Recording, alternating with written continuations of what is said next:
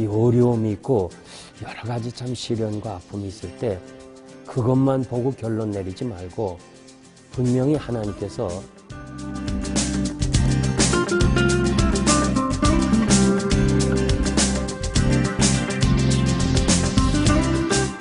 어떻게 뭔가 사용하시기 위해서 주시는 훈련이고 하나님의 방법이다.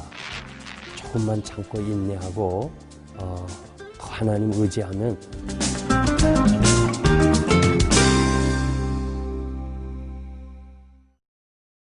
네, 저는 지금부터 33년 전에 한국에서 이곳에 공부하러 왔다가 32년 전에 교회를 개척하고 영생장로교회를 32년 동안 섬기고 있습니다. 제가 76년에 목사 안수를 대한예수교 장로회 합동측 수도노에서 안수받고 한국에 있는 후암제일교회를 5년간 담임으로 사역하다가 또 하나님께서 기회를 주셔서 이렇게 유학차 이곳 필라델피아 왔다가 교회를 시작하고 이렇게 지금까지 섬기고 있습니다. 이 교회는 지금부터 32년 전에 교회를 개척했습니다. 개척해서 처음에 한 6년은 미국 교회를 빌려보았습니다. 그런데 그 빌려볼 때에 6년간 미국 목사님은 3번이나 바뀌게 됐습니다. 그래서 처음에 목사님은 우리를 상당히 도와줬어요. 또 한국을 잘 이해하셨고 또 한국 전쟁에 참전도 하셨던 분이고 또 김치도 좋아하시고 근데 이분이 2년간 목회를 하시다가 은퇴를 하셨어요. 그래서 또 그 목사님에게 부탁을 했습니다. 어떻게든지 다음 오는 목사님을 좀 우리를 잘 도와주게 해달라. 그래서 그 다음 오는 목사님도 비교적 잘 도와주셨는데 이분도 또 2년 목회하시고는 캐톨릭 계통의 병원의 원목으로 가셨어요. 그러면서 이 교회가 한국 교회는 자꾸 커지고 미국 교회는 자꾸 줄고 이러면서 그 미국 교회 담임 목사님이 그 교인들로 하여금 압력을 받는 것 같아요. 왜 한국 교회는 저렇게 부흥되는데 왜 우리 교회는 이러냐. 그래서 3번째 오시는 목사님은 굉장히 힘들게 해요. 그러니까 매 월요일마다 가서 제가 꾸중을 들어야 되고 저보다 나이 어린 사람인데 이분이 부목으로 있다가 처음 담임이 됐기 때문에 좀 열심히 하려고 하는 그 열심은 좋지만은 너무너무 힘들게 해서 이래는 안 되겠다. 이젠 우리 교회를 가져야 되겠다. 그래서 그냥 시작을 해야 되는데 그래도 땅은 있어야 되지 않겠나. 땅을 어떻게 있어서 천막이라도 쳐야 되지 않나. 그래서 찾은 결과 여기 13에이커를 찾았습니다. 그 당시에는 뭐 여긴 정말 한인타운에서 소풍이 나오는 지역이지 전혀 한인타운하고는 거리가 멀었지만은 저는 한국에 있을 때 강남에 대한 비전을 가졌기 때문에 이리로 가면 되지 않을까 싶어가지고 그냥 이 허벌판에 목장을 13에이커 땅을 샀습니다. 샀을 때 그 필라델피아에 있는 목사님들이 여기까지 누가 오겠느냐. 그렇지만 저는 하나님께서 함께 하시고 성령의 역사가 있으면 될 것이다. 그리고 또 지도를 펴서 볼 때 앞으로 지금 한인들이 지금은 초창기니까 교통수단도 자기 차를 갖지 못하고 그래서 가난하고 근데 앞으로 경제가 성장하면 자기 나름대로 자동차도 가질 것이고 그러면 결국 어디로 이동할 건가? 아무래도 북쪽으로 이동하겠다.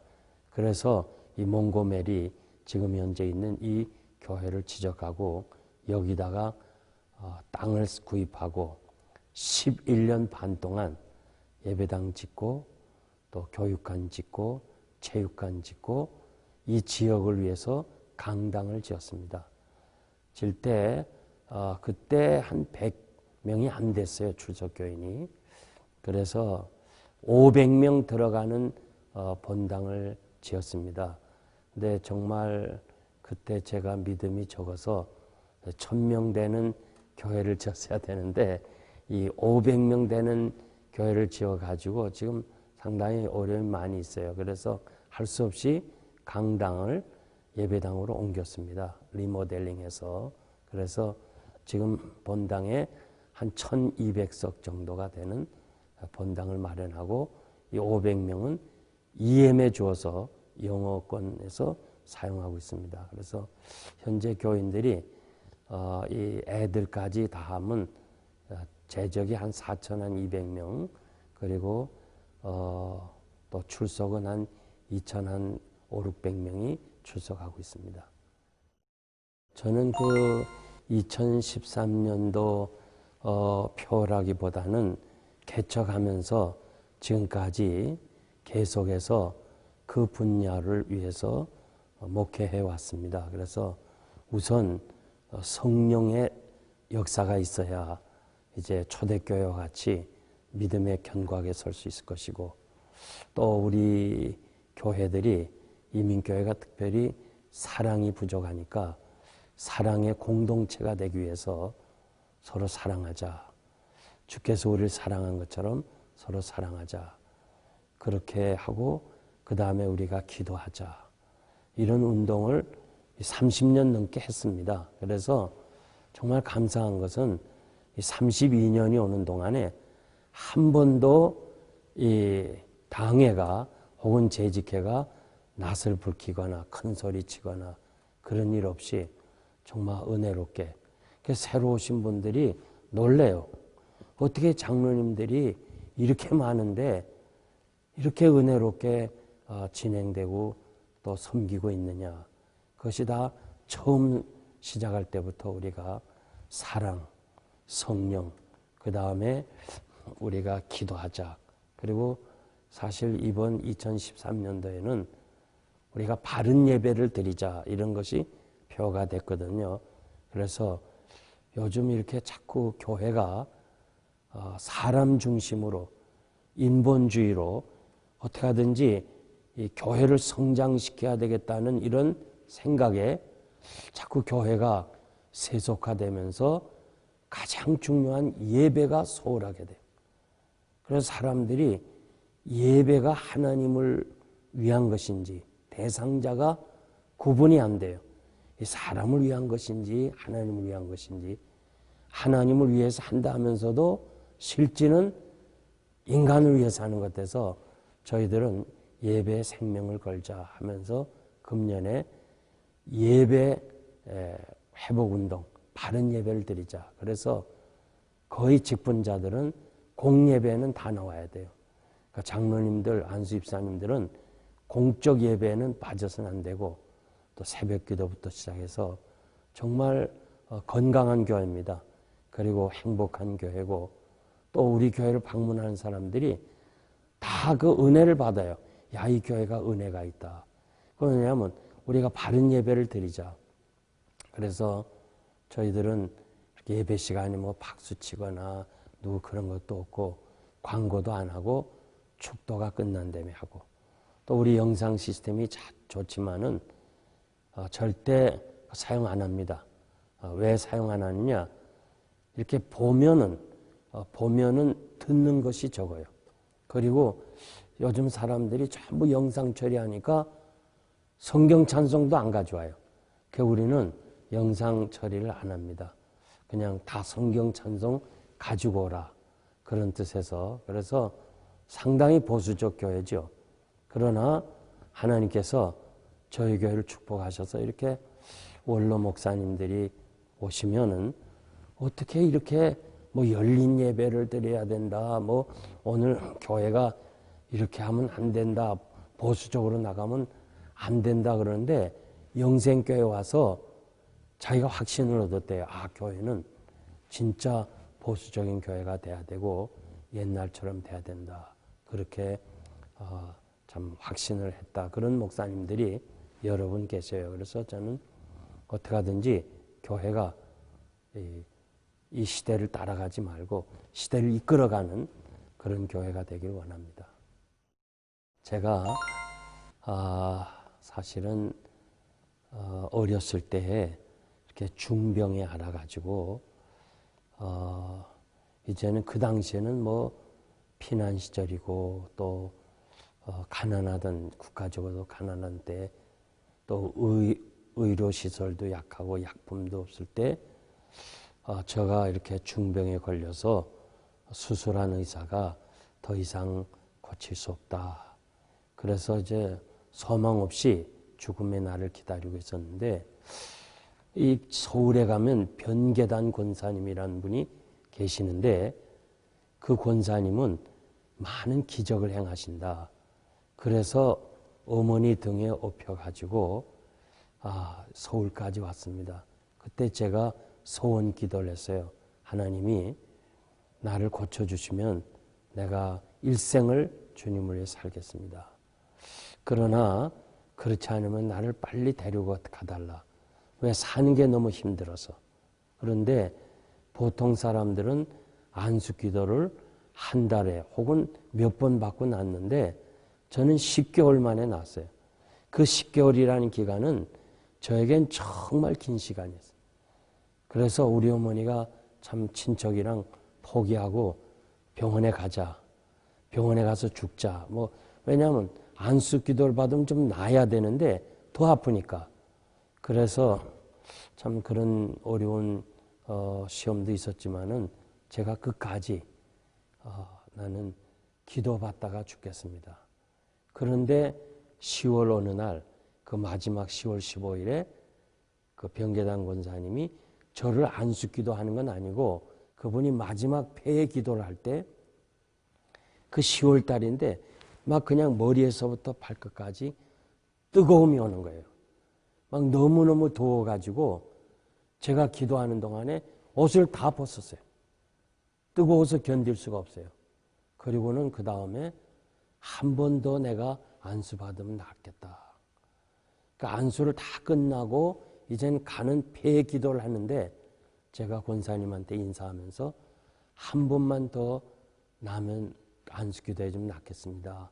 그 얘기는 이제까지 내가 기도해 주면 낫겠습니다. 그게 아니었어요. 이건 정말 확신이었어요. 이젠 낫겠다 하는 확신. 그래서 권사님이 그래 그럼 또 한 번 하자. 그리고 인사하는 중간에 다시 기도받고 제가 병이 나았어요. 거기서 기적을 체험하고 그 다음에 그때가 12살 때인데 쭉 신앙의 길을 걸었죠. 그리고 목사가 되기 위해서 내가 문학을 좋아했고 또 그때부터 새벽기도 하고 그래서 지금 지나오고 보면 그런 시간들이 다 나가 몰랐지만은 하나님께서는 나를 목사 되게 하기 위한 어떤 과정이었어요. 또 여러 가지 아마 그 당시에 가정도 어려웠고 아버지도 일찍 세상 떠나고 또 작은 아버지 집에 살면서 여러 가지 그 어려움들이 있었지만은 그것이 지금의 내가 있게 되는 하나님의 훈련이었어요. 그래서 지금도 목회하면서 이 가난한 성도들을 이해할 수 있고 또 그 어려운 성도들 곁에 찾아갈 수 있고 또 참 힘든 사람들에게 정말 중심에서 그 아픔이 나의 아픔으로 받아들일 수 있었고 그것이 목회에 큰 도움이 되고 성도들과의 그 끈끈한 관계를 가지는 그런 계기가 되어서 참 이런 기회에 제가 말씀드리고 싶은 거는 방송을 듣는 사람들 중에서도 이 어려움이 있고 여러 가지 참 시련과 아픔이 있을 때 그것만 보고 결론 내리지 말고 분명히 하나님께서 어떻게 무언가 사용하시기 위해서 주시는 훈련이고 하나님의 방법이다. 조금만 참고 인내하고 더 하나님 의지하면 합력하여 선을 이루어 주실 거다. 그렇게 확신을 가지고 전해드리고 싶습니다. 제가 일찍이 담임 목사가 됐습니다. 한국 나이로 31살에 후암제일교회 담임 목사가 됐는데요. 그때 제가 있을 때는 한국은 후암동, 필동, 충무로 이 세 지역이 전국에 계시는 목사님들이 가장 가고 싶은 지역이었어요. 그리고 제가 있던 교회 전임자가 이학인 목사님이신데 이분이 개척하고 22년을 섬기다가 이제 후임자를 선정하게 됐습니다. 그런데 제가 강도사로서 이렇게 첫 번 거기에 가서 설교를 하게 될 때 이학인 목사님이 저를 소개해 준 정문호 목사님에게 상당히 싫은 소리를 했대요. 어떻게 우리 교회를 어떻게 보고 강도사를 이 후임자로 추천했느냐. 그러니까 정 목사님은 그냥 후임자가 아니고 그냥 설교 한번 할 수 있는 기회를 주면 안 되겠느냐. 그래서 제가 주일날 가지도 못하고 수요일날 갔습니다. 그런데 수요일날 설교 한번 하고 이학인 목사님이 가지 말고 여기 있으라. 그래서 좀 기다렸더니 긴급 당회를 열고 그 자리에서 저를 선택을 했습니다. 그래서 교회 역사상 이렇게 선보러 갔다가 그날로 결정된 사람은 그렇게 많지 않을 거예요. 그래서 제가 거기서 일찍이 담임 목사가 되고 교회가 5배, 6배 성장하는 정말 그 시대에 상당한 아는 사람은 정말 이용골 목사는 행운하다 할 정도로 그렇게 큰 교회를 맡았고 그 70년대에 목사가 개인 승용차를 가진 사람은 몇 명 안 됐습니다. 그렇게 하다가 제가 이제 일찍이 당회장이 되니까 더 이상 이렇게 오를 데가 없었어요. 그리고 또 한 가지는 자꾸 정치적으로 저를 이용하려고 그랬어요. 자꾸 노회 가도 이쪽에서 저를 이끌어갈라, 저쪽에서 저를 이끌어. 그것이 저는 정치는 정말 관심이 없었어요. 그래서 그리고 또 제가 총신을 7년을 졸업했는데 그 당시엔 더 이상 공부할 데가 없었어요. 제가 보수신학이 좋아서 그 어려운 사당동 골짜기를 찾아갔는데 거기서 더 갈 데 없잖아요. 뭐 내가 어디 무슨 대학원 갈 데가 없어요. 그래서 2차제에 웨스트민스터 신학교로 공부하러 가자. 그래가지고 그저 무작정 공부하러 여기 미국을 온 겁니다. 와서 이제 웨스트민스터에서 공부하면서 그것이 또 교회가 문제가 됐어요. 왜 공부하려냐? 이제 공부를 선택할 거냐, 아니면 목회를 할 거냐?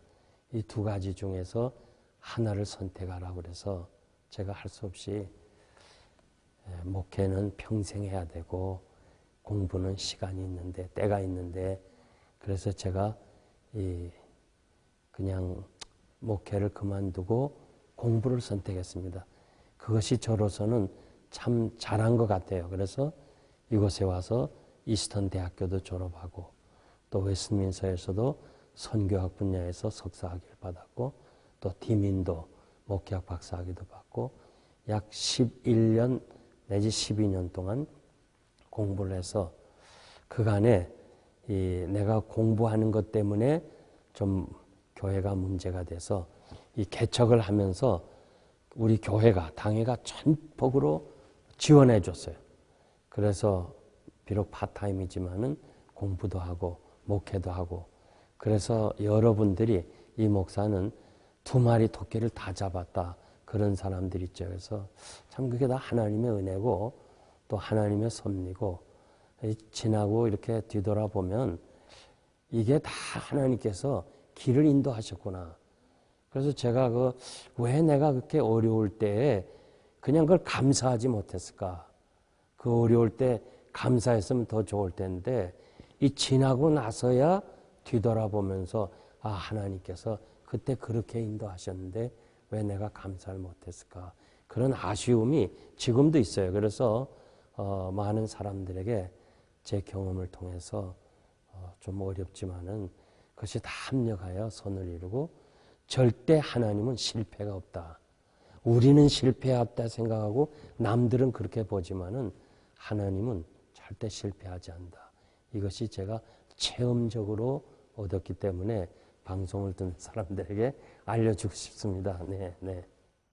제 아내는 우리 교인들 중에서도 32년 지나면서도 한 번도 교회 앞에서 나서질 않았어요. 항상 뒤에서 숨어서 자기가 할 일을 했는데 우선 저를 기도로 많이 도와줬고 또 교회 비서로서 저를 위해서 이렇게 도와주고 특별히 목사의 딸로서 자신이 오래전에 오빠가 미국의 웨스트민스터 신학교에 공부하러 왔다가 그만두고 이렇게 일반적으로 세상으로 나가서 돈은 많이 벌었어요.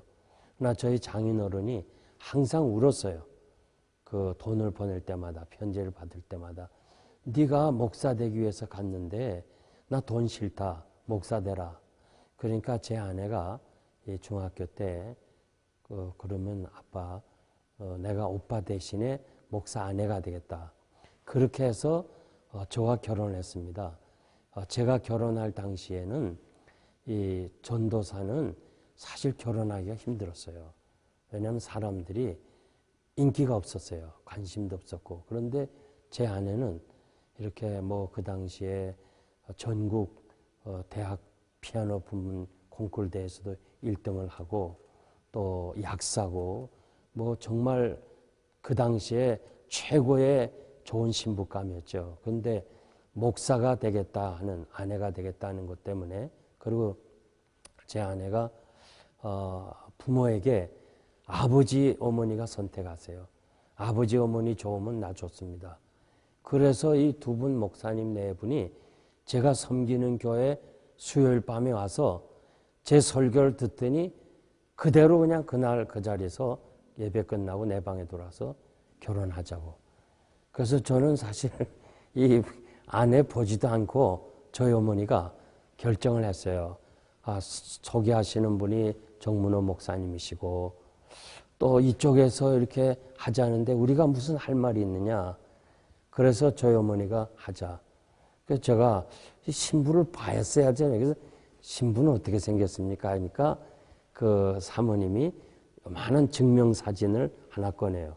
그거 보고 우리가 결혼을 했습니다. 결혼해가지고 오늘까지 제 아내가 참 말없이 그래서 이제 교회들 보면 사모님에 대한 얘기도 많고 전 개척하면서도 제 아내는 부엌에 들어가 일 안 했습니다. 그래서 제가 목사님들한테도 얘기하기를 사모가 부엌에 들어가서 일하는 건 아니다.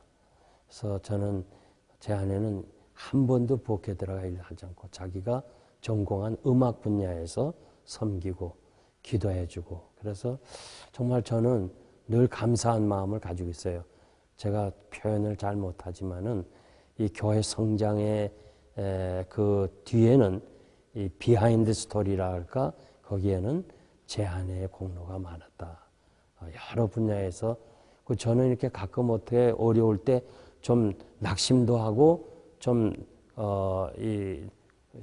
마음이 낮아질 때도 있었는데 그때마다 제 아내가 더 신앙이 좋아요.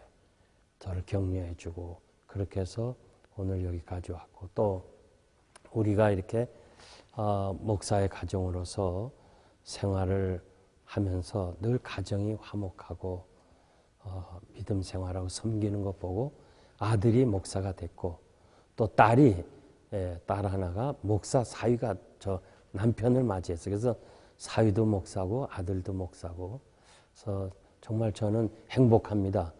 내가 가는 길을 이 자녀들이 뒤를 따라왔다는 거 거기에는 제 아내가 가정교육도 잘 시켰다 그런 것도 말씀드리고 싶습니다.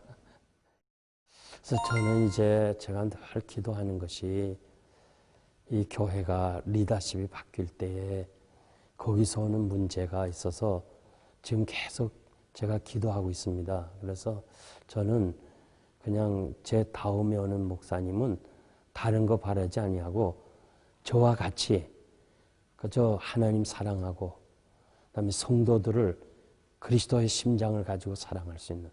그러니까 저는 뭐 학위 그런 것도 연연하지 않아요. 그저 신학 대학 나오고 신학 석사만 되면은 되는 거니까. 그래서 제가 하는 방법 그대로 하면 현재 우리 장로님들이 저는 벌써 이게 제 다음 세대를 위해서 벌써 10년 전서부터 작업을 했어요. 그래서 중요한 것을 다 우리 장로님들이 하고 계세요. 그러니까 이 장로님들이 이렇게 사역을 잘하는 교회가 많지 않습니다. 제가 여러 교회를 가보면. 그리고 또 다른 교회 오신 목사님들이 우리 장로님들 사역하는 거 보고 너무 좋아하셔요. 어떻게 장로님들이 그렇게 하시는가.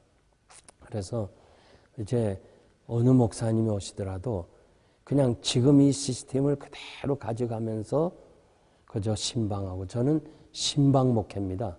그래서 어떤 분들이 목회 철학 얘기하고 막 그럴 때 저는 항상 신방하라. 그래서 개척 때부터 지금까지 지금도 사교구가 남아서 우리 부목사님들이 신방하지만 저는 사교구를 다 커버합니다. 그래서 아침부터 밤에까지 그저 성도들과 같이 지내고 그 어려운 그 흑인가에서 정말 생업하는 그분들에게 같이 가서 가게도 봐주고 또 가게 문도 닫아줄 때 그런 분들이 지금 저희 교회 장로님들이 됐어요.